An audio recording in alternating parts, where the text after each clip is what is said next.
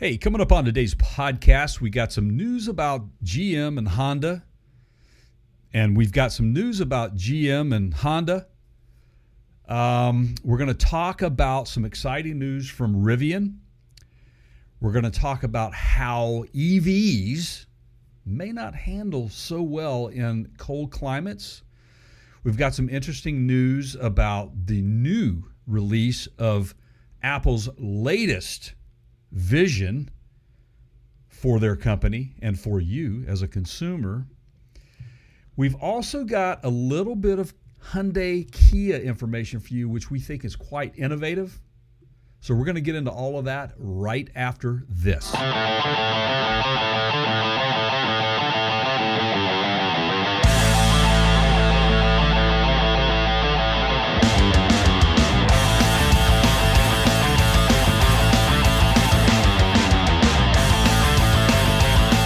Hey, everybody, welcome into the podcast, The Counter Show. Everybody, let's rock and roll and get things ready in 2024. Here we are for episode 156. Let's get down to it. Mr. Keith, how are you, my friend? Good to see you. Wow, I'm out of practice. What's happening? Not much. I think I may have pulled the weight there, so we shall see in post. Okay. Good. But anyway, yeah, we got a lot of exciting things to talk about. It's so good to see you, man. All right, hold up. Yeah, okay. It's on your shirt. Oh. Are you serious? Okay.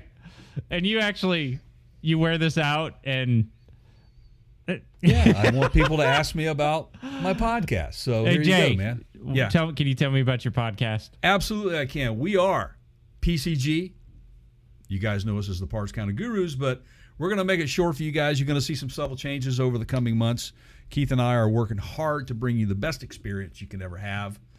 And so PCG obviously is an acronym for Parts Counter Gurus, but many other things.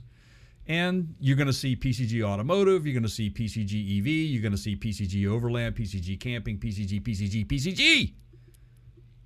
How you like that? I'd like it. It's something we've been working on for a while, for a whole lot of reasons, because there's a whole lot of stuff we're working on. So There is. Yeah, there's that. To our existing fans or any of you who are joining us for the first time today, and if you are joining us for the first time today, we thank you very much. Make sure you hit that like and subscribe button or whatever, and give us some love and tell some friends, and comments. Comments help us. They drive this channel, man. Trust me, they do, and they give us a lot of ideas when you comment on things. So thank you very much for joining us. We paused for a little bit just before the new year. We had a very fruitful 2023. To the point to where we traveled a little bit more than we had planned on traveling. We had a lot more opportunities than we asked for, and we are so grateful for those. And so we are going to ride that wave to a much bigger audience, we hope, in 2024. And so welcome into the first podcast of 2024, which is going to be fun. We got a lot to talk about. So I don't know, man. I don't like excuses. I have an explanation for why I was late. That's okay. Well, don't you want to hear it though before you decide it's okay? Did your dog eat your homework or something? No. And this is a question that I have for everyone. I really mean this. Like I want to hear. I need to, it's a sanity check for me. So if you're listening to this podcast, first of all, thank you. And I'm going to try to put some content up on screen here. And you might have to go over to our YouTube channel to look at it. There's a podcast tab, and you can check out the video version of the podcast over there. Now, for those of you that don't know, Google is pushing everyone towards YouTube for podcast content anyway. They're doing away with Android podcasts in a month or two, so wouldn't be a bad thing to go over there and, have a look-see ahead of time. But Right. So I got a new windshield in the FJ, Jay. Oh, man, you just have so much luck. And this was the result of a trip to pick up one of the mini RV pickups. And I want to say it was in like September, something like that. Mm-hmm. And there was really nobody else on the highway. I don't know what happened, but just, I heard it happened before I heard it. There was a hole in my windshield. Like the glass held, but it was 6 inches, cracks everywhere. Like there's no fixing it. Okay. So was it an instant boom that Yeah. size? Or, Yeah. Oh wow, Yeah. that must have been pretty significant. And I thought object. like could have come off of a highway. I was on the interstate. It could have been but there was just no cars close, for it to come off a tire. But I don't know. To this day I don't know. But and it was right where my head is, so it was kind of lucky. But so I have I'm not going to name them directly, but I have I have insurance with the large, well-known insurer, and they've got our house and all the cars and toys and RVs and motorcycles and personal articles and liability umbrellas. And I'm a good customer. Let's just okay. And so I had to fight to get this thing replaced. It's comprehensive. I shouldn't have had to pay anything, but I wanted the factory Toyota glass back in it. And what they're really good at is writing all these legal clauses into your insurance that basically says it's like comparable parts. They're not going to use OEM. Right. And glass is one of those things that I kind of care about because, I used to work in a glass factory as a kid. There's different tolerances for quality. You can get waves in glass. It can be, kind of meh. Absolutely, yeah. And this thing is an FJ Ultimate Edition, and it's, worth a lot of money, and I wanted to take care of it. And I knew that if I put aftermarket glass in it, if I ever did go to sell it, it would affect the value, right? And in layman's terms, to people who are not collectors of vehicles, it's like numbers match. You got to have all the casting numbers match for the cylinder heads, the block, and all that stuff matters. So there you go. Right. Yep. There you go. And so I'm looking at it and I'm like, it literally says Toyota on the glass. I really want the Toyota glass. And basically my insurance company was like, no.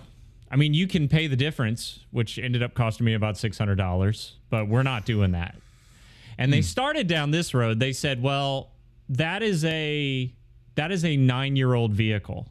So you have 9-year-old glass on it. It is not worth what it was when you bought it. And I went, wait, say that again. Say that again.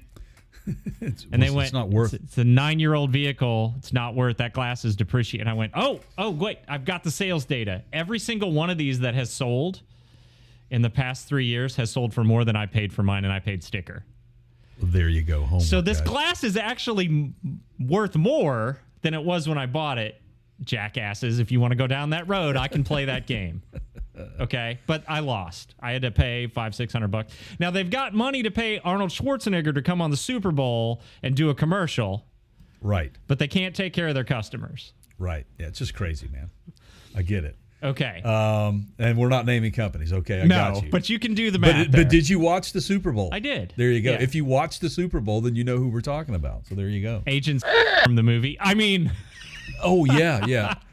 Well, you got to have your Mahomes insurance. Right. They can pay him, and that's all great. I just wish they'd do a little better job taking care. Okay.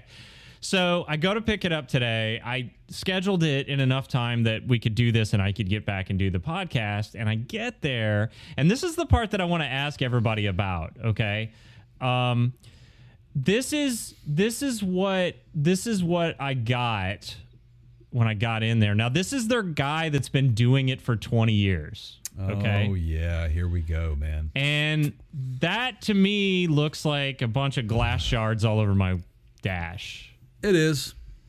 So I was like, okay, that sucks. I wish guys would have vacuumed that up. It's probably in my defroster vents too. That there ain't in my job description. This guy's been doing, this is their best guy. He's been doing it 20 years. So, whoops, that's me. You don't want to see that. Hey, Keith, how's it going, buddy? But that is for an upcoming video for those of you that are interested. And it's a. I hate to say this, man. Are you filming a new Back to the Future movie? No, You totally I counted the number of times that I could use a battery booster to start my vehicle, and that was number 11. Anyway. And they're one of our brand partners, correct? Yeah. Okay. But I We'll digress. So that's new. That's on the A pillar. You know, the black marks. Yeah. There's No, that was there before they got in there. There's glass in the sun. That's like, I don't know what all that stuff is on my dash, but it wasn't there when I took it in. You know, it looks like they put a pry tool in there. That's where the airbag sits under that. Hey. So it's good that they were messing around in that area, you know, with the airbag and all. So I've got a specialist over here. His name's Vito. Yeah. Hey, Vito, man, can you come over here and tell me what you can expect, you know, with the windshield change? How you doing? We don't clean your car after we put the glass in it there. So you got what you paid for. There you go. That was our specialist. That was Vito, the specialist. He's very good at customer service, obviously. And good at letting you know exactly what you're going to get when you walk in the door. So it looks like they scratched up my dash there. I don't know if they had a pry tool or whatever. Man, well, whatever value you had is gone now. So it's a good thing I got the factory glass because, you know, I feel like if I'd have called Safelite out, they'd have not done this. But here, so you just let us know, guys. Leave a comment if you're watching this on the YouTube side. Am I being overly sensitive? Am I overreacting? And for those of you that don't know, this is I think I said it, but I'll say it again. It's a 2014 FJ Ultimate Edition. It's got less than 65,000 miles on it. It's fairly mint. Very well taken care of. Yeah, I don't know. Should I just chill? What do you guys think? Very well taken care of. The internet apparently hates me also, but It's yeah. the interweb. You're having a bad day, Keith. I'm not quite sure what's causing these problems for you, but things are not going your way, pal. So, yeah, just let us know. And if, you know, my internet doesn't fail, maybe I'll get your message. I don't know. Anyway, thanks for story time, Jay. Anyway, all of that was why it took me a bit to that's why because for those of you, I was like, Jay, can we start this 30 minutes later? Jay was like, sure. I was dealing with this whole like what the heck just happened here situation. The horrors of Keith continue. And I mean, this has been this the last I'm going to go with 15 months has been a bit ridiculous. Yeah. And, on your side, and I can find them. Yeah, you certainly have a nose for those things. So, wow. Well, at least I'm glad you got the glass fixed, but now you got to deal with something else and stuff, and that was clearly or not. Maybe I just won't say anything. If you know, I get enough feedback that says I need to just chillax, then I think I might just let it go. I don't know. We'll let you, the audience, bring those comments to us, and we'll here's read the thing, and this is what I guess if I had to. For those of you that are like, what's your problem with this? Like, here's the thing. I feel like I have standards. I don't have high standards. I just have standards. And that means you put it back the way you found it. You don't have to leave it better than you found it, but you need to put it back. That's the standard. The standard is baseline. Put it back where you found it, the way you found it.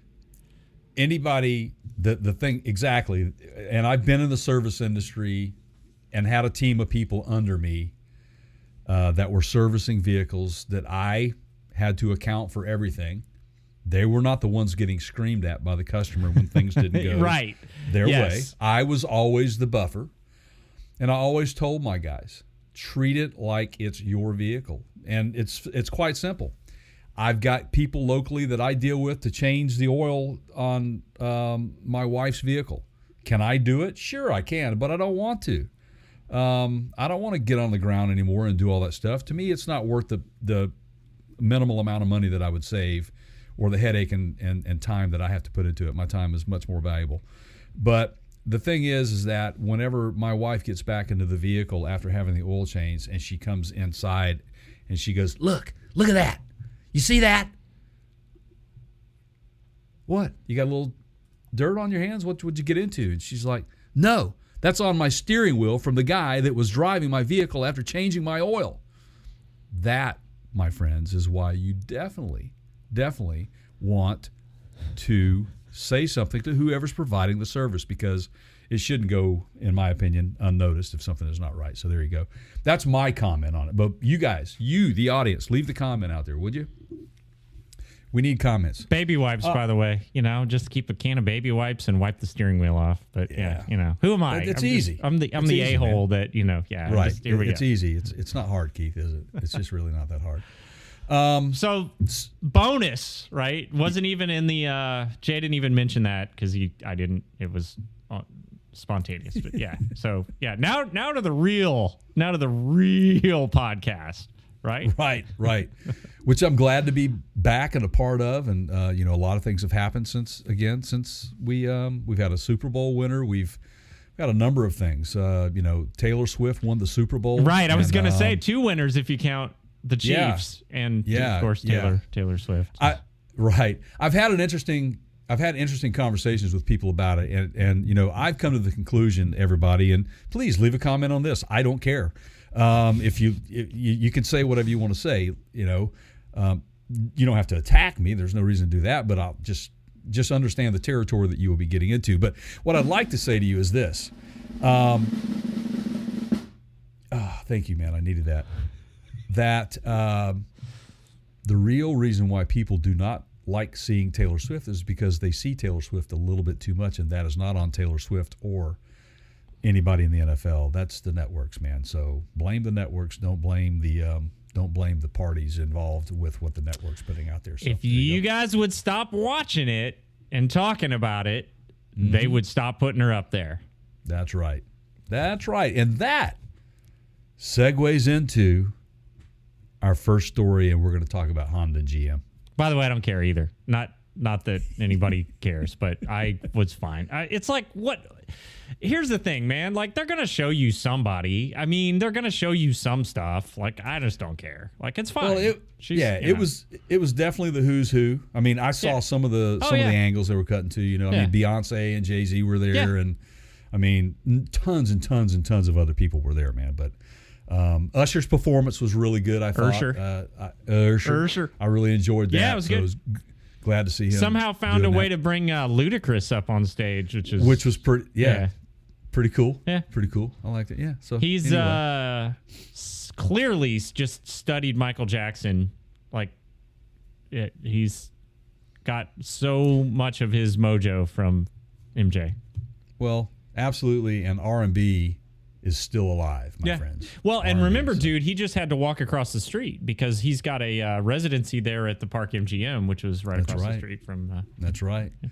And I just learned today he's actually going to be in Seattle in November. So there you go. I might attend. You never know.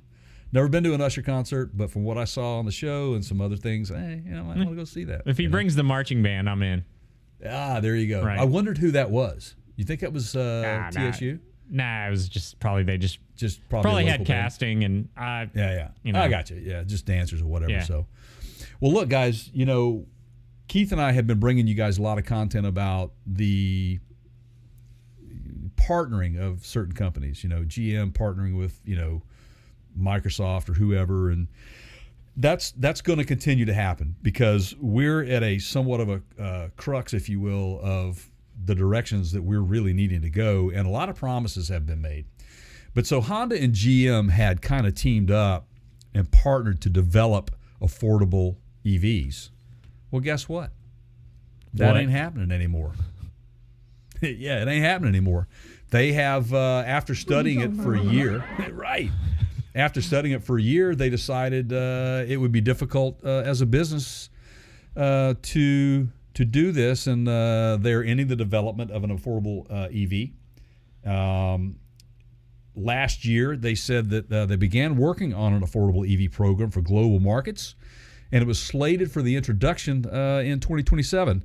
But after extensive studies and analysis, GM says that they have come to a mutual decision to discontinue the program. Each company remains committed to affordable EVs in the market. However, they are now realizing the challenges that comes with.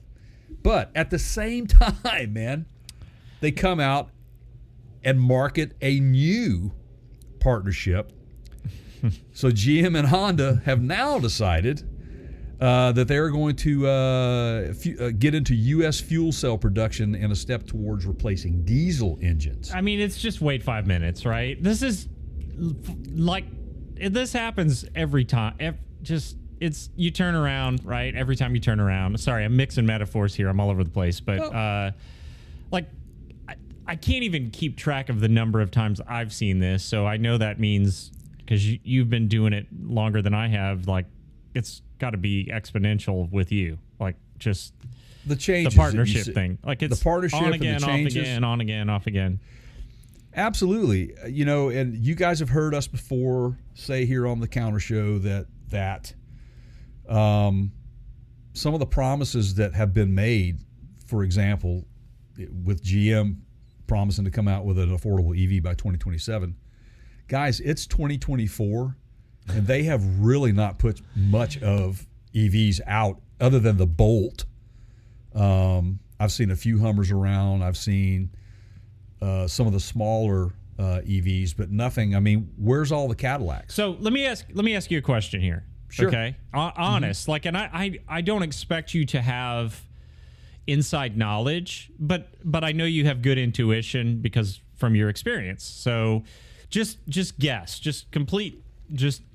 Jay, it's like Mr. Spock. Your guesses are probably about as good as most people's mathematical computations.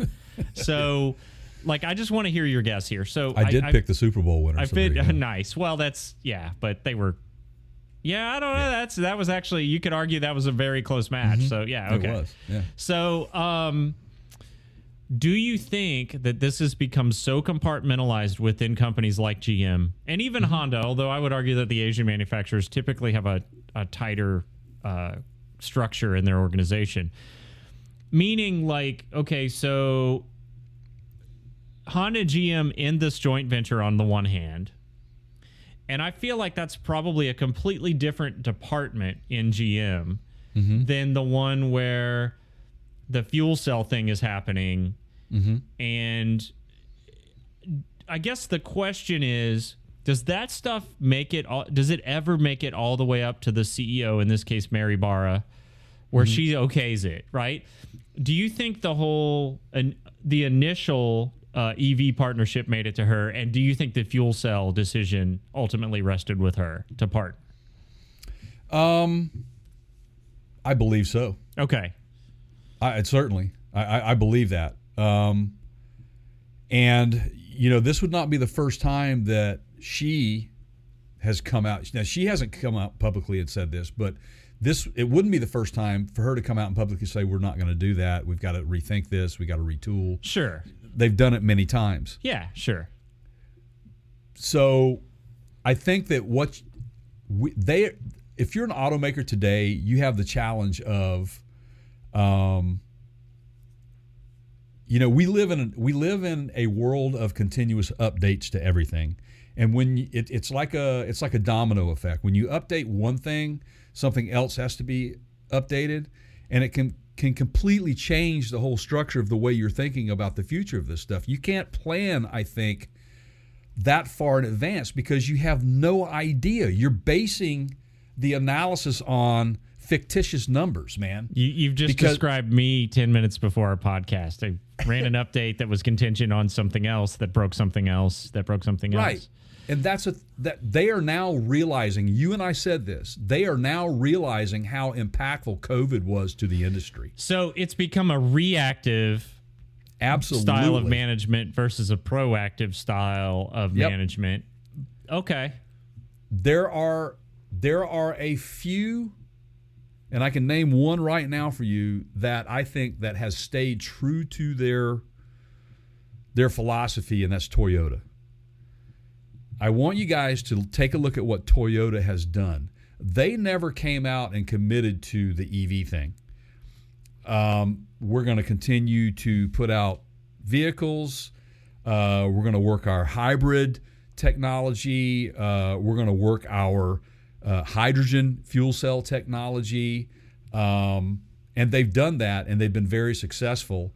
And I think that at the end of the day, the hybrid vehicle, in my opinion, wins the game from emission output at this point. Yeah, well, there's a point to be made here later in the show about cold weather and EVs. But the thing that I do know for sure from, again, watching said Super Bowl is that Toyota has never stopped R&D on the oh shit handles, right? I mean, did you? That's right, man. Yeah, I love that. That was the best, man. Right. You know? Yeah. So, but they they called it everything but. So, Right. right? Yeah. Right. It was a great commercial. Yeah. And for those of you who haven't watched that commercial, make sure you can go find it on YouTube. It'll be out there. We might even find a link and plug it into the notes here or the description for you to kind of go take a look at if you just can't do things for yourself. So the hydrogen venture, which I kind of jumped in there before you got to lay the whole story out, but go ahead. Do you think? Well, my question is: so Honda and GM are working together on hydrogen fuel cells, which I think is actually really smart on both their parts because remember. And they actually ran Super Bowl commercials for this. Honda test piloted hydrogen vehicles in California 6 or 7 years ago, maybe close to 10 years ago. And right now, at this very moment, Hyundai has sold California, the state of California, hydrogen over-the-road vehicles. Yeah, they're testing it in their state right now. So the R&D work has been done to a large extent. I think that's what I'm trying to spit out. Mm-hmm. So GM has the fuel cell technology, because they've been doing the Ultium work. Just drove by that plant today. It's still not done. Yeah, this makes sense. Do you think it will produce any fruit? I think for sectors it will. I don't think necessarily for you and me.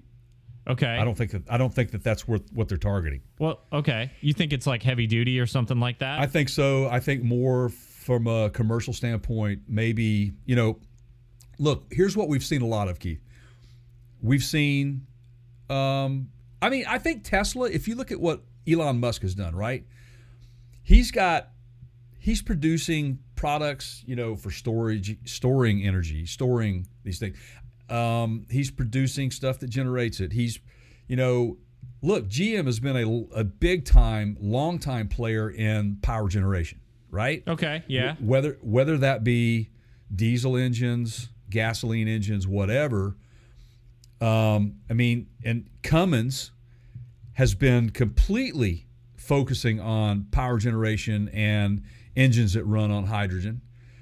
So this is not anything new to any market. It's just that I think that these companies are finally realizing, what we used to do as an auto manufacturer has completely changed. Why has that changed? Because the demographic has changed. The needs of the average consumer has changed. And they jumped on the bandwagon with this going in all EV, saying that by the year 2030, they won't be producing any gasoline engines anymore. And I said at that time, not going to happen. There's no way you can stop that. You're going to go broke. You won't be selling vehicles, man.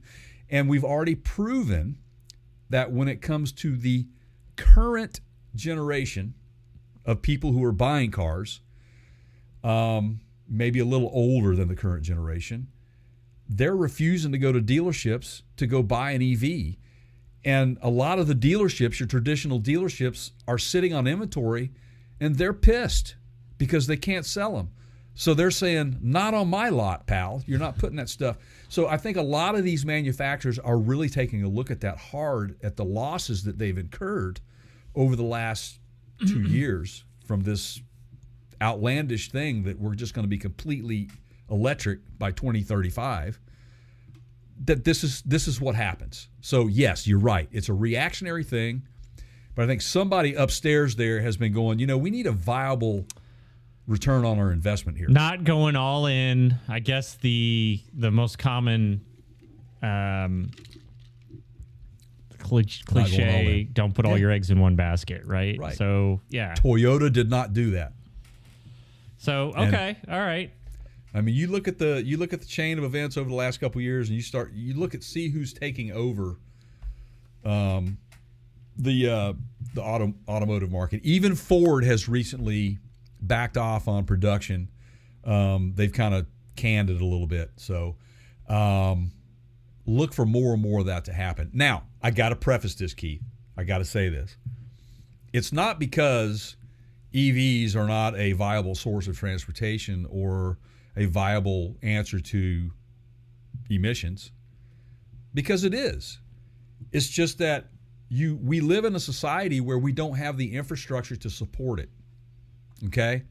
And we're not there yet. So we have to really think for ourselves when it comes to that before you start just going out and buying something, because then you may be left with something that in 5 years will be just a dead weight to you. So I've had people ask me many times, hey, you got a podcast about cars, man. Should I buy an EV?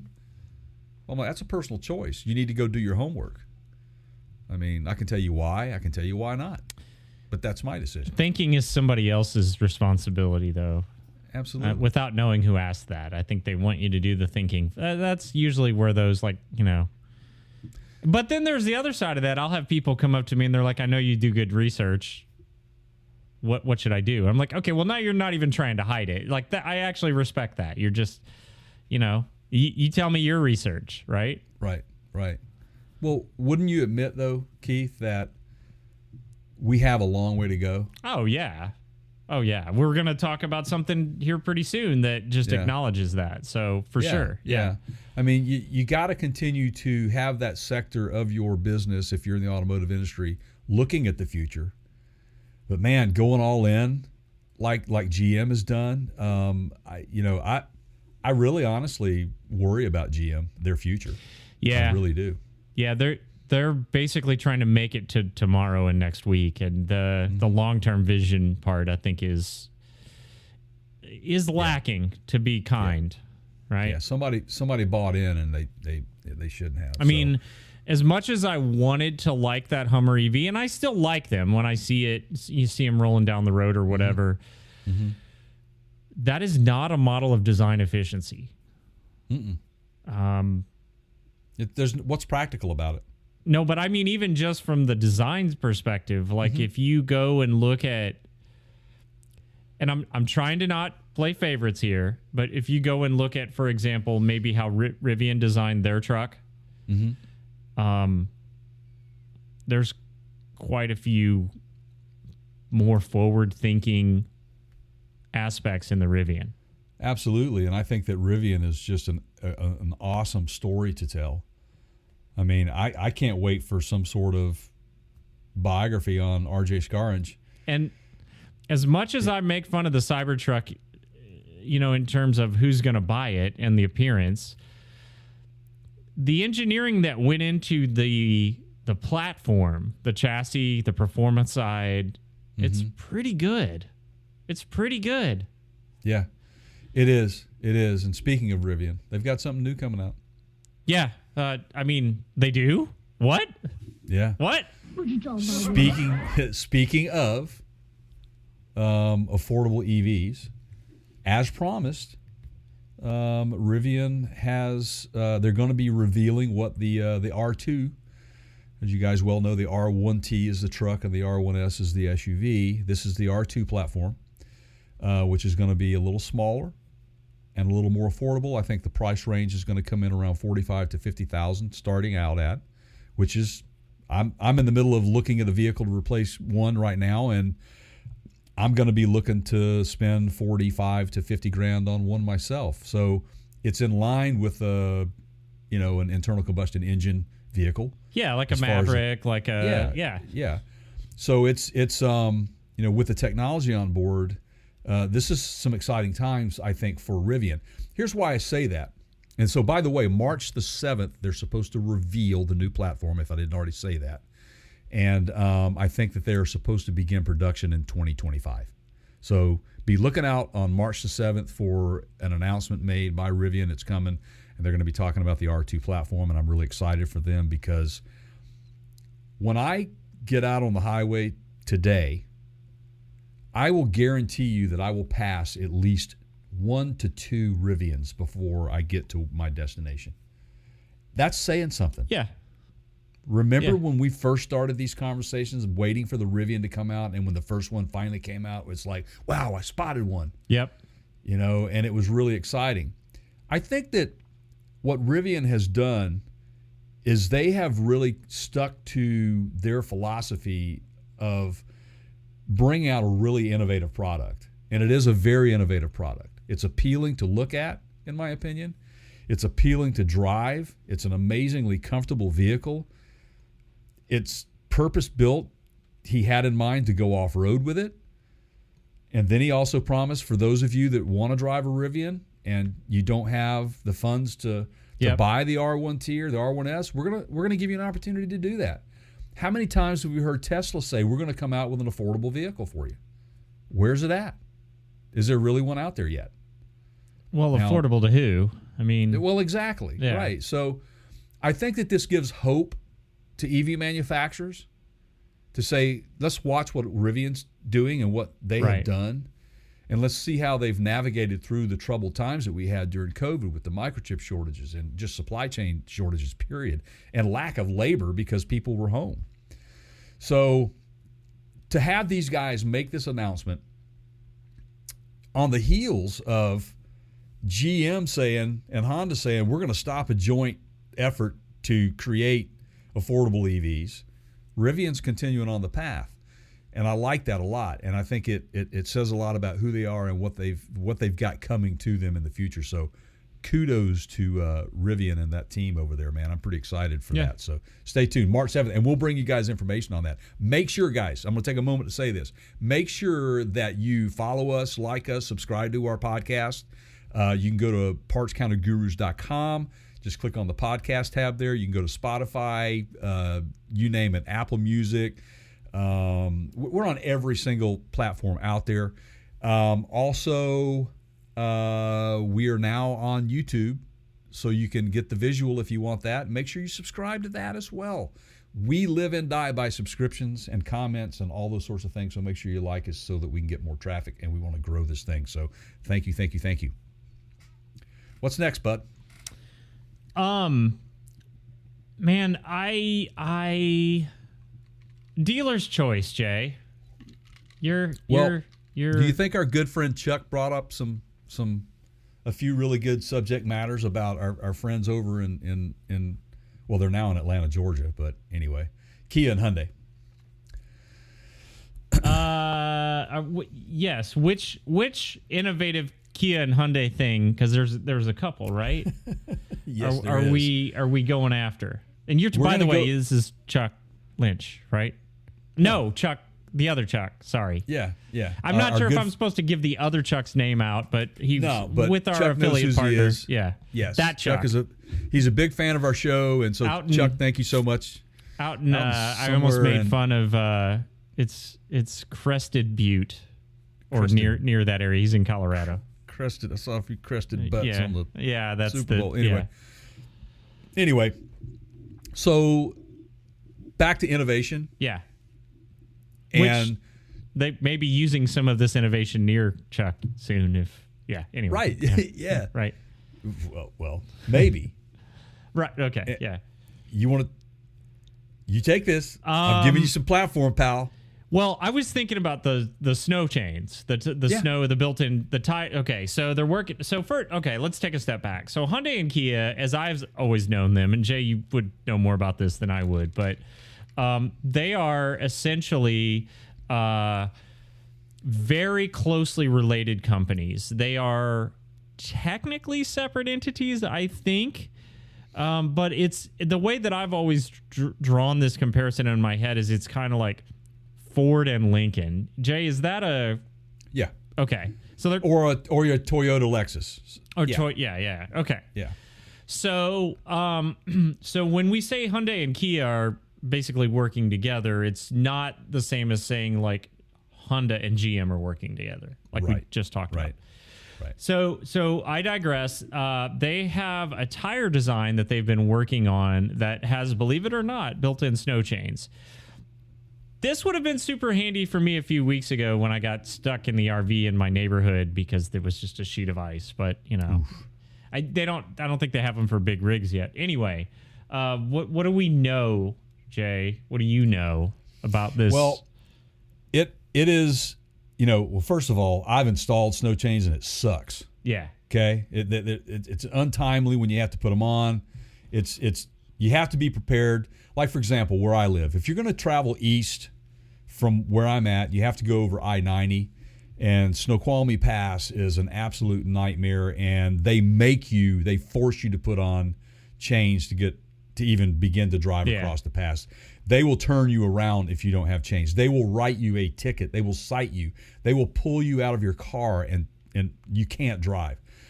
So the biggest problem most people have is they can't either be bothered to put the chains on, or they just won't even buy them. They'll just totally disregard it and they'll try to drive without it. But there is a technology that Hyundai and Kia are developing, and basically it's a shape-shifting alloy incorporated into the wheel and the tire assembly, basically, is what it is. So it's a tire and wheel assembly that you have to purchase. I don't know how practical this would be for a year-round tire. Like, for example, here, I know people that own a set of regular all-season tires. The old switch them right, out. they in the will fall. switch to studded tires in the Yeah. fall because they drive a lot in the mountains. This eliminates that switch. So I don't know how far Hyundai and Kia is going to take this, but it's very smart. It's basically a snow chain integrated tire technology, and it features radial grooves at regular intervals, kind of like a slice of pizza, if you will, causing the alloy to when it's released, then it's a piece of alloy that's built into the tire that acts as the gripping or the actual studded tire or the chain, right? But it will retract when you don't need it anymore. And I don't know how that mechanism is going to work at this point. It's a patent pending technology right now, and they're in the development and testing phases. But this is thinking outside the box. It is. We talked about airless tires. That Michelin's been working on airless tires where there's no need to put any air in it. In fact, you can see right through the tire.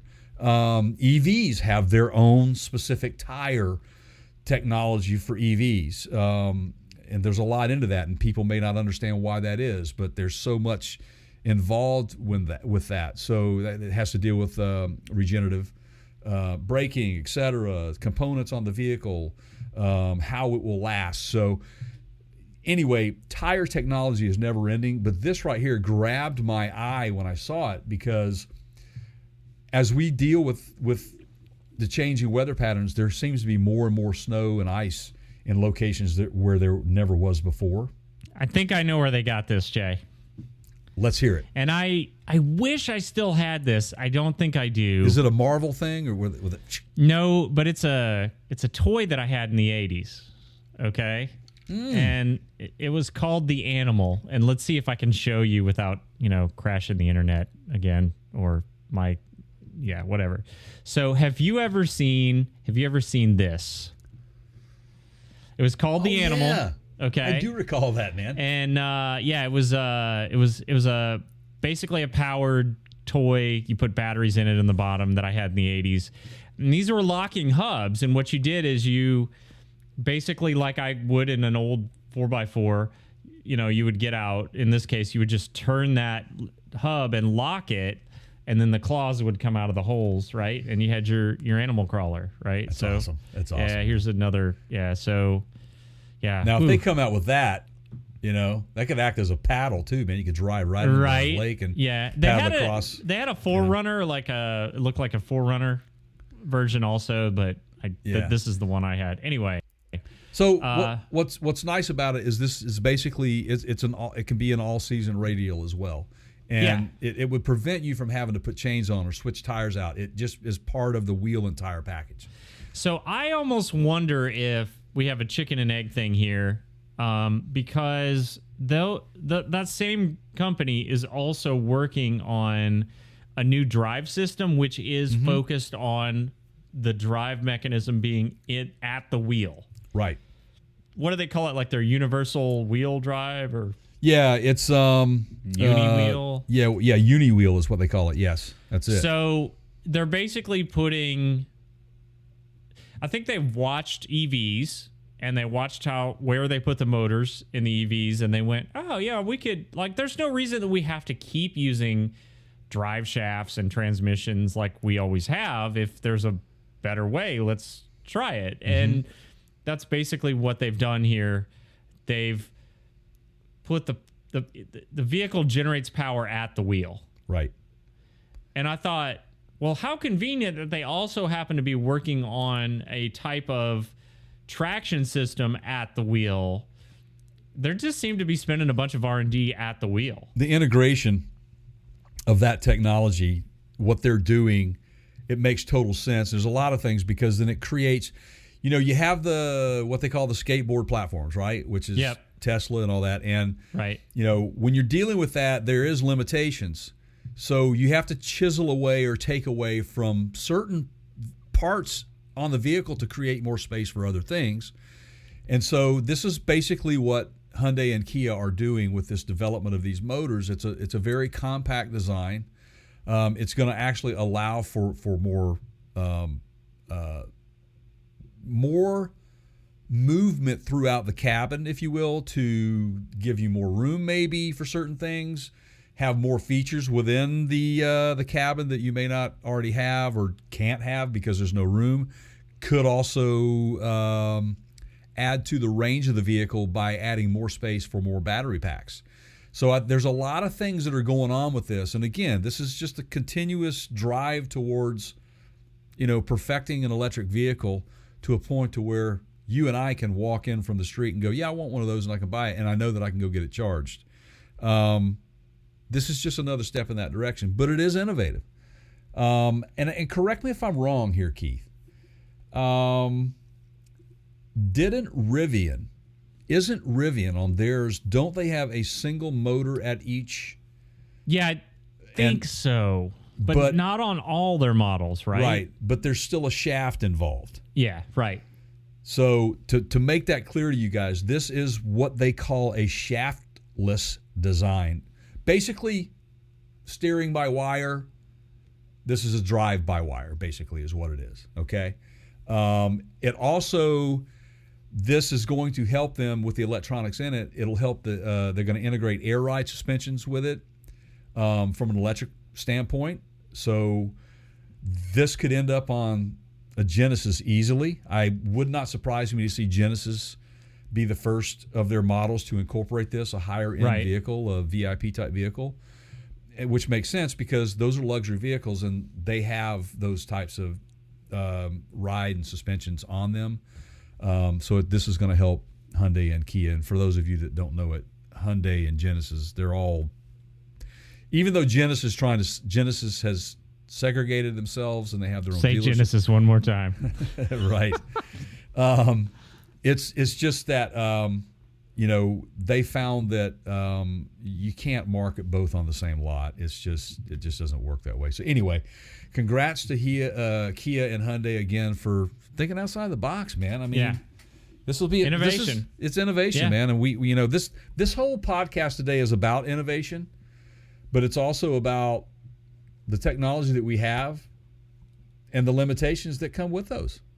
And so someplace that we might want to see a little bit of an innovation soon, by next winter, let's say. And by the way, I have a solution, because far be it from me to come on this program and complain about things not working the way they should without also being able to perhaps suggest some solutions. 'Cause that's all I do in life, Jay, and I don't know, man. This is going to come off like, I don't know. But, I pay the guy that's been changing windshields out for 20 years to change my windshield out, and he does this crappy job, and then I got to go clean up his mess, right? That's all I do is I just follow people around and go, I probably could have done that. I don't know that I could have done a better job at replacing the windshield, but there are times when it's like, why did I pay this guy for this? Like, it just didn't even, I don't know. Anyway, so back to the story at hand. If you don't own an EV, some people that are considering EVs are seeing issues with the cold temps and the battery performance that they get out of those EVs, right? And that should not come as any surprise to anyone. Yeah. If you've done your homework, You've right, been Keith? freaking living under a rock, or it's a Right. battery. It's a battery. It's a lithium battery. Like That's right. when you were a kid and you had battery operated, like you had a flashlight, you go outside and it's 20 degrees out, it's not going to work as well. It's not going to Right. be as bright, right? Like it's Yeah. duh. It's funny. I saw a lot of the, so in case you guys are wondering what we're talking about, what we want to bring up to you guys is that over this last winter, in fact, in January, December, we were all in pretty much of a good, big, huge, deep freeze, the entire country. right. And I mean, for us here, we had extremely rare temperatures that barely got out of the teens for days, which is unheard of. And today, I will tell you, as a result of that, I got my power bill. Now, we don't run any gas heat. We run, everything's all electric, right? Some of that's going on here too. Yeah, and I got my bill, and we've been living here for 8 years. This is the highest bill I have ever seen living here. And our rate increases did not increase that much. It is 100% the cold weather and the duration of these cold temperatures and stuff, and it wreaks havoc on everything. Even diesel engines, guys. Yeah, Diesel engines have their problems in cold weather. If you don't know that or believe that, then talk to me. I experienced it here. Was in the teens and was driving the RV back to my house, and yeah, it was fun. It cleared right up when it warmed up. Did you get that? Did you get that gel, the diesel gel, anti-gel solution put in there? I was staring at it the week before, and I was like, "Nah, I'm not going to need it." Like the number of times that I'm going to have to drive it in the cold. Now I do have to go up to Michigan next week to pick it up and bring it home. So, well, actually, end of this week, I guess. So we'll see. But I don't know. Okay. So there are some solutions in place today. For example, I have Battleborn batteries in my RV that are those are lithium batteries. The ones that I have don't have a heater in them, but Battleborn does make a version of that battery that is self-heating. Has a little thermistor in it or whatever, and if it gets below a certain temperature and it detects a load or a draw, I don't know how it works. I'm just theorizing here. It kicks on and heats up the battery. So I started thinking about this, Jay, because I have an inverter on my RV. Mm-hmm. And for those of you that don't know what that does, basically it's like it takes battery power and converts it to what you would call wall plug power. I'm trying to simplify this to run things like your microwave or your hair dryer, or, appliances, things that you would plug in, lights for sure, whatever. Although lights can be 12 volt. So it's AC power, okay? Right. Alternating current. Right. Not to get too deep into the power weeds here. But that inverter produces heat. It's running all the time. So when I plug into the shore power, as they say, the pole power at an RV park, it's still producing heat because it's still running because it's still creating an inversion, okay? Or charging the batteries or whatever. It does both. So in my case, my batteries were too cold to work properly because they're lithium, and I was getting weird things happening in the RV. Mm-hmm. Like it would charge up in 30 seconds. And I'm Yeah. like, wow, that battery was dead. What's going on here? My solution was in the wintertime to create a vent because my battery bay and my inverter bay are right next to each other. So I'm putting a vent in between the two that I can open up and let the inverter blow the hot air into the battery compartment in the wintertime.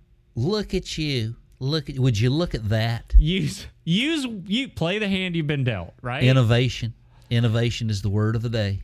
But on the other side of that, I was in my circuit breaker panel on that same RV. I've learned a lot just from this RV. Mm-hmm. And I found out that I had a block heater. And I found the breaker for it. And I was like, well, who knew, right? But there it was. So I started crawling around in there, and I was at the chassis manufacturer, and I was like, hey, where's the block heater for this thing? And the guy was like, it's right here.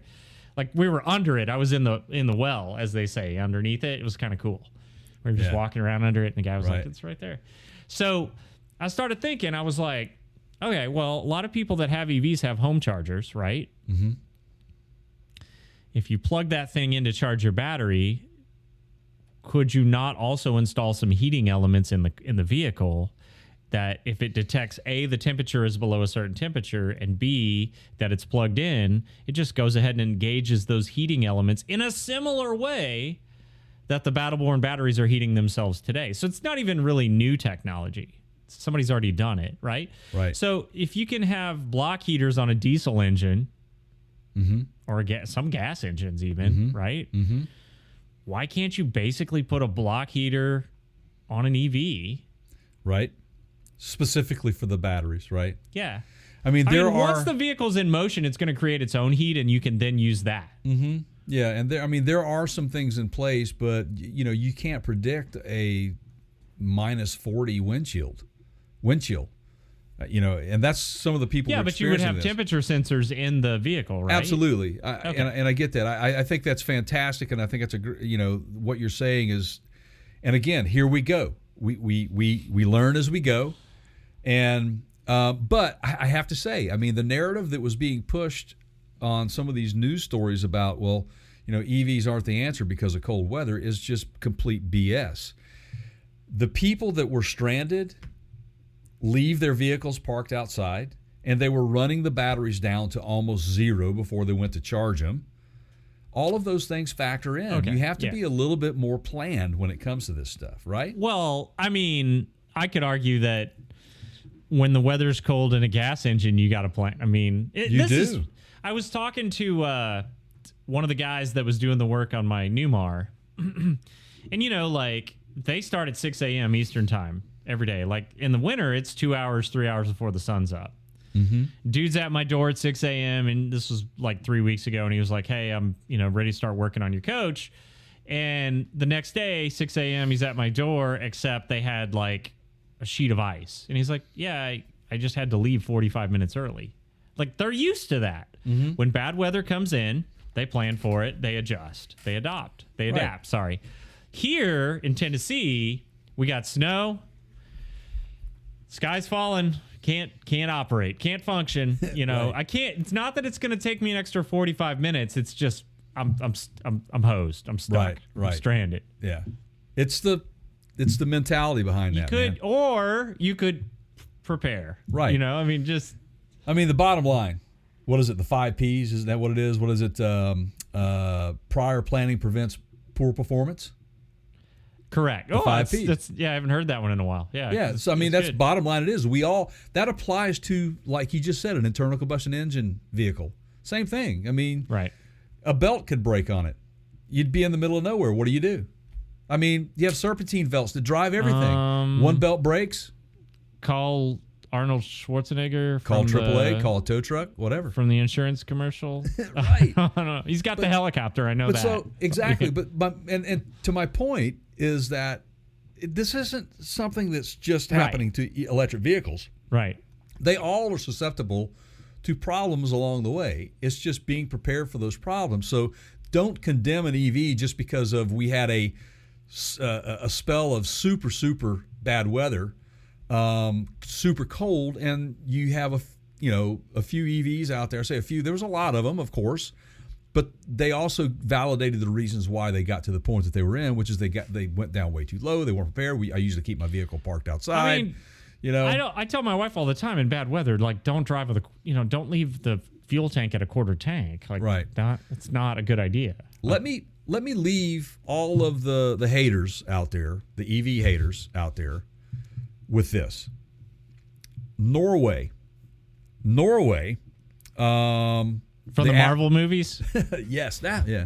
The average winters are extremely cold, but they are leading the world in EV adoption. Okay? So what are they doing that we are not doing here in the U.S.?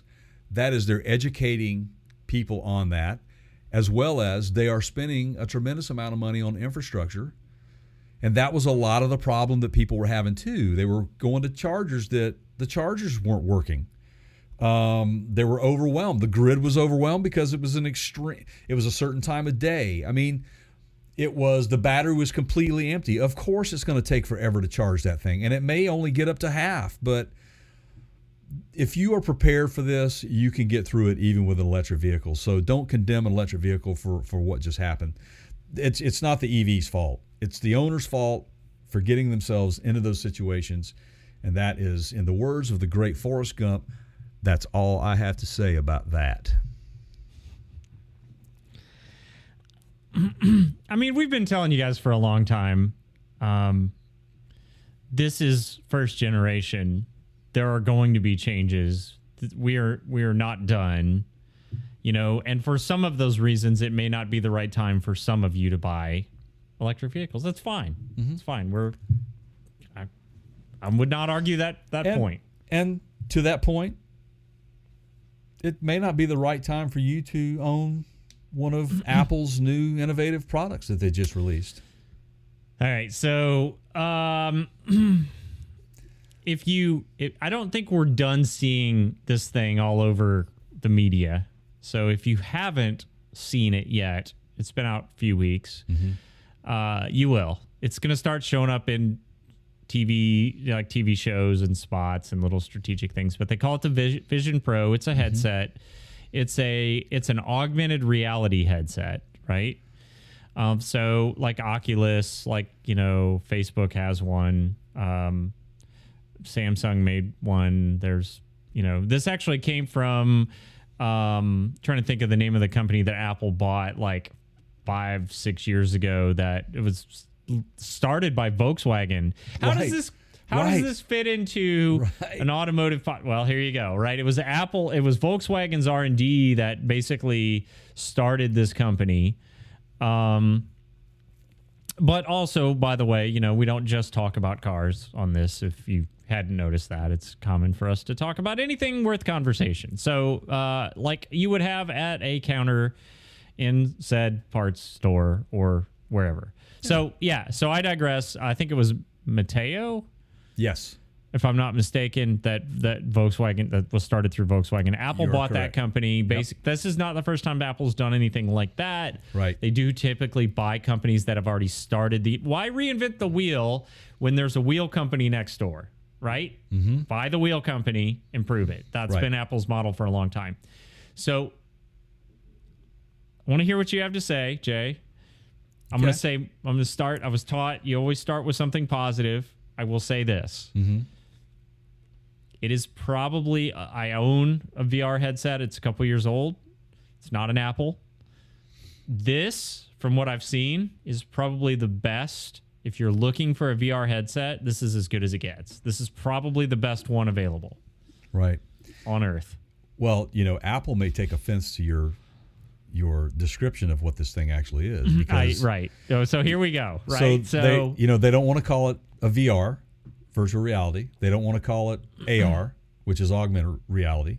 They want it to be known as spatial computing. And I'm going to say, let me ask you a question first, and then we'll let you end this with that, because I have a few more things to say. But on a scale of 1 to 10, for you, of innovation, would you rank this? Like a 2. And I'm being generous. I knew you were going to go there with that, because it's nothing new, guys. This is not innovative. This is nothing more than a glorified heads-up display. That's all it is. Let's think about this for a second, right? If you call it a VR headset or an AR headset, well, now you're directly competing with Samsung, with Oculus, with everyone else. Right. And Apple has learned, and they've been doing this for a very, very long time, that if they present them as something completely different, there are certain percentages of people that will buy into that and go, "Oh yeah, this isn't apples and oranges, no pun intended." Right. Or apples to apples, it's apples to oranges. And that's the move. That's 100% marketing. And it's brilliant. Like, props to you guys at Apple that decided to go this route. At the end of the day, what do you use it for? You put it on your head. It gives you an altered version of reality. Now, whether you want to call that augmented, whether you want to call that, spatial, okay, right? I mean, sure. Right. it's their way. It's marketing. It's their way of putting out something that's been around and trying to make you think that it's something new. And I get that. It was the first thing that I picked up on whenever I saw the release notes and everything, and I started seeing, and I really dug down. I wanted to see it in use and what it could be done for. But my biggest thing is, what's practical about this thing? Nothing. Absolutely nothing. This is another one of these, like the new Pro computer that they came out with. It's like, I swear, Jay, they're sitting in that an executive room somewhere going, let's see how much we can get for these suckers. Right. Like, Yeah. let's just slap a ridiculous price tag on it. I bet we'll have enough people buy it. And they probably will. They probably will have enough people buy it. But I have a better idea for it. Okay. As it is, I think there's some refinement that would obviously have to happen in order for this to work. But let's talk about what it actually is, Keith. Okay. So it is a computer, right? Yeah. Now that's okay. So props to Apple. It's got their Apple silicone powered chipset in it. It is more powerful than any of its competitors. Right. It's got some better features in it than any of its competitors. Mm-hmm. It's heavy as heck, but Right. it's better in if you just buy specs, right? It's Right. better than all the competitors. Improvements will come with usage, okay? They have to put it out there to get consumer interactions, and this is how they're doing it. So they're putting it out there. It's to me, the fact that you can hand gesture, swipe, or point at things or tap on something just in the midair, just based on you and the setup and how you are, it knows what you're doing. You can video with it. You can take pictures with it. It's pretty amazing that from the headset you can do all of these things. And I thought to myself how the automotive industry would really, really benefit from this thing. You want to know where that would work? I'm all ears, man. Okay. So if you remember a few years ago or a couple years ago maybe, I texted you and said, dude, I just had my Cooper serviced at the local dealership. Here's the video they sent me. Right? Remember that? Yeah. And then we talked about the company. Boy, do I. Right. Yeah. Okay. It was a pretty cool next level up of a service experience for a consumer. For me, as someone who takes their vehicle in, back in the old days, oh, you can't come back here. No. But I want to look under my car. No, we're not allowed to let you come back here. Okay, so what they've done is they've taken the technology at hand here, and they're sharing it through the technology that we have so that they could take a picture or a video and talk about what they're seeing underneath your vehicle while it's on the rack, right, and text that to you, and you now have a movie of what the service writer is seeing. I'm going to take that a level up with this. Your technician is under there with this thing on, and as you're looking at things and pointing at things and saying, this is Warren, we're going to add this to the quotation. You just hit it, boom. This is Warren, you need a brake job. We're going to add this to the, everything that you point at or say there's a problem or what you need to be taken care of, you point at it, it automatically captures it, throws it into a POS, some form of point of sale. Yep. And it goes to the service desk, and you've already got your quote, and just like that. But that's a business tool, and that's Right. a completely And different demographic than they are marketing to. Exactly. That is where I think they should be using this thing. And that also, by the way, happens to be, let me put it back up on the screen here, the kind of customer that would be willing to pay,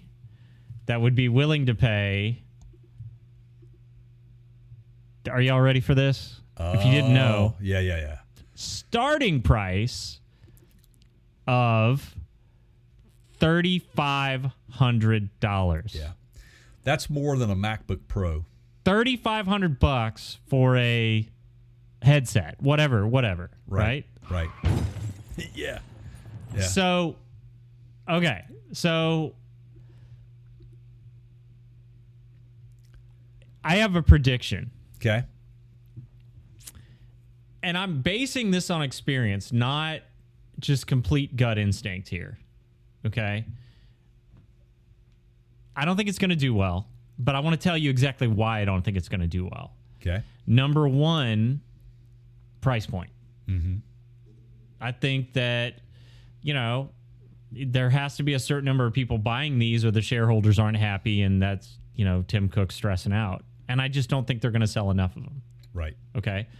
Number two, and this is the one where really his history, we have to learn from history, right? This is kind of the theme here we've been talking about this whole podcast, is like historical learnings in the automotive industry. Remember 3D TVs, Jay, and Blu-ray? Own Get the one. glasses. Own one. Okay. Still have and it. I do too. I do too. And then we got into the whole how the glasses work. And there were some manufacturers that went with the right eye would refresh and then the left eye would refresh, and they would alternate. And then some did the whole thing where it was like the screen would refresh at different times in different areas. And it was just a hot mess. Nobody could settle on a standard. But the bottom line is it didn't sell. And the reason it didn't sell is because people didn't want to deal with finding the glasses, putting the glass. You couldn't just go out and buy in. You couldn't go on Amazon. It had to be the glasses that were for your TV. Right? And they didn't want to deal with keeping the glasses handy. I got to put a movie in. Now I got to find my glasses. The 3D was cool. It was absolutely cool. You guys see a parallel here? Yeah. Mine still works. They're not going to deal with the glass. Mine does too. Yeah, and I still have the 3D Blu-ray. It works just fine. Yep. But again, like you said, it's cost that's involved with it. Not only for the consumer, but for the producer of the product that you're visualizing, right? Yep. So I remember that when I first got my 3D TV, I watched the national championship game on ESPN in 3D. It was one of the first nationally televised sporting events in 3D, and it was amazing. But that was the last one. Right. Why is that? Well, it takes special cameras to film in 3D. Yep. So the technology is so expensive, it just wasn't practical. It's way ahead of its time. Look, for a business application, like being able to have a part, like let's say that new wheel drive system, and do an exploded view in spatial computing and spin it around and look at all the components and working tests that you can see in visually. Fantastic. But that's not who they're targeting this to on their website. Nope. I do not see anybody practically using these things. There's nothing practical about it. I think it's like the virtual reality goggles that you guys wear. I mean, my son is totally into the virtual reality. I've played it with him. I think it's fantastic. But you're in a space where you're confined to that space to use it. You're not using it every day. It's not everyday technology. Unless not as a consumer. And my friend Jade he's reminded me of this on numerous occasions. A lot of the historical innovations that we have in visual, like Laserdisc, the VHS, Blu-ray, HD DVD, whatever. He says, and I think this is true. I've not fact checked him, but that was started in many cases in the adult entertainment industry first, right? Right. Like that was like the rental thing, or the VHS rentals, and then the DVD rentals, and then it was, and so possibly a core audience, although I don't think Apple would really appreciate this much, could be that same adult entertainment. Get a little, right. Come on over here, baby. The Apple Vision Pro. Okay, and also, why do we got to start? Just everything that rolls off the assembly line now has to have Pro on it. Right. There is no Apple Vision not Pro. Right. There is no Apple Vision Lite. Why can't it just be Apple Vision, right? Yeah. Or just call it what it is. You get another $1,000 if you put Pro on it. Apple heads-up display. There you go. Yeah. It's an awful expensive heads-up display. But, again, I see it working the only practical use I see it working in is in a business environment. And I thought of the food service industry, your servers that come to your table Yeah. and you're ordering. They could be up here just doing this, and tapping it into their POS system and da-da-da-da-da-da-da-da. They're done. No pads, no misses, nothing. Boom, boom, boom. I mean, people do walk around with iPads now when they do that in the food service. That's a practical usage of the technology. Well, and Apple has I don't know exactly how it works, but I believe you can see through them when you turn it down, turn it off. That's right. Yeah. So that's also a first, Yeah. I think this is one of the biggest mistakes Apple has made in decades. That is, I think, one of the biggest. It's right up there. I'm not saying that there isn't a future use for this type of technology, but right now, this product that they just put out, no. There's not a, there's not. I mean, they're just out of ideas, I think, Yeah, I know I keep saying this, man. I mean, I hate to. That's why we're asking our kids what they want to be when they grow up, because as adults, we're running out of ideas, man. Apple execs, the engineer guys sitting there watching Back to the Future too. Because that's what, didn't he have like the goggles or something? In fact, he was, the kid. Yeah, absolutely, man. So, Apple, you're breaking my heart, man. So there you have it, guys. Look, your kids are going to want one of those for Christmas this coming year. So be ready to shell out $4,000. Oh, and on the upside, your neck will be super strong if you wear that thing enough. Absolutely, as if we're not slumping enough from looking at our phones all the time. Right. That is a true thing. We've developed iPhone-itis, so it's not a good thing. We're having iPhone elbow, iPhone neck, smiles that just happen, out of nowhere, or. You know what I mean? Bursting out laughing. Just weird fart sounds and just. You've been hanging out in my house, Jay. Oh yeah, can I imagine that? Yeah. But anyway, there you go, Apple. I was really hoping you might knock it out of the park, but. Visually, you could watch them knock it out of the park. Facial. Yeah. I am completely underwhelmed with this release of this product. So there you go. Yeah. So if you guys disagree, that's fine.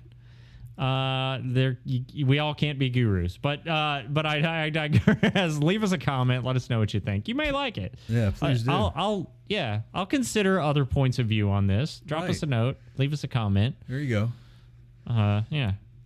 All right. So as we were stating throughout this podcast, before the podcast really started, the intro and everything, a lot of changes coming for 2024. You're going to see it. You'll see it visually. You'll hear us say it.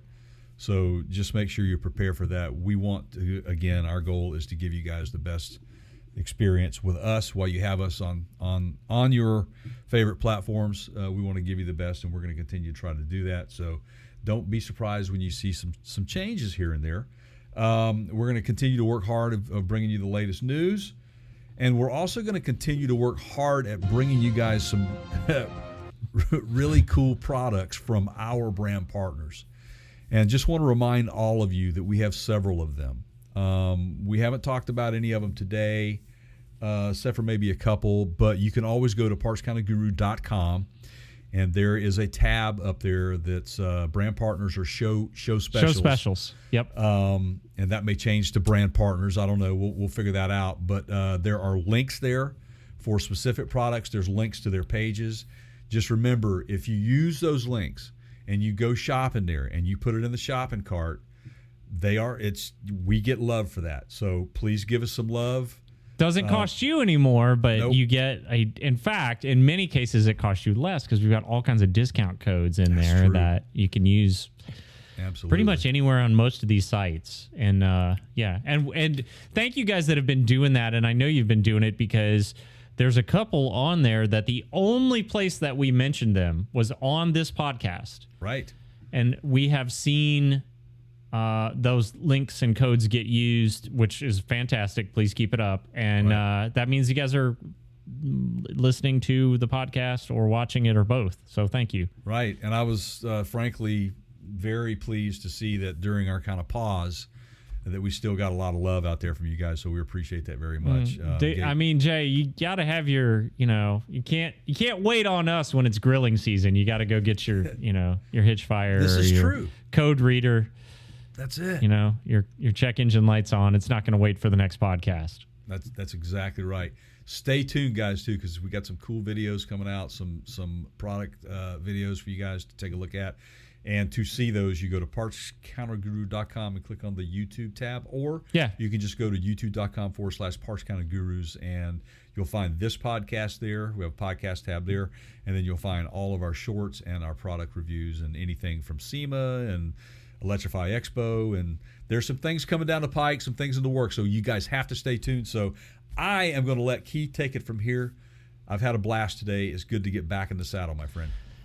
There isn't anything I can say that's not going to sound like a line from a movie that we frequently reference, but it is good to be. See, like I'm just glad. It's a guy. Oh boy, I'm trapped, man. Yeah. I'm trapped. It's a trap. Yeah. It is good to be back doing this again. We'll be back again soon. Make sure you stay tuned to us on all the socials. Go to our website, like Jay mentioned. The news is all there. Thank you guys for making us a part of your lives. For my pal Jay over there, I am Keith. In the words of Mark Twain, which I think was fitting for this episode, history doesn't repeat itself, but it often rhymes. Did you know he said that? He did. I did not know that. All right, guys. Thank you. We will see you on the next one.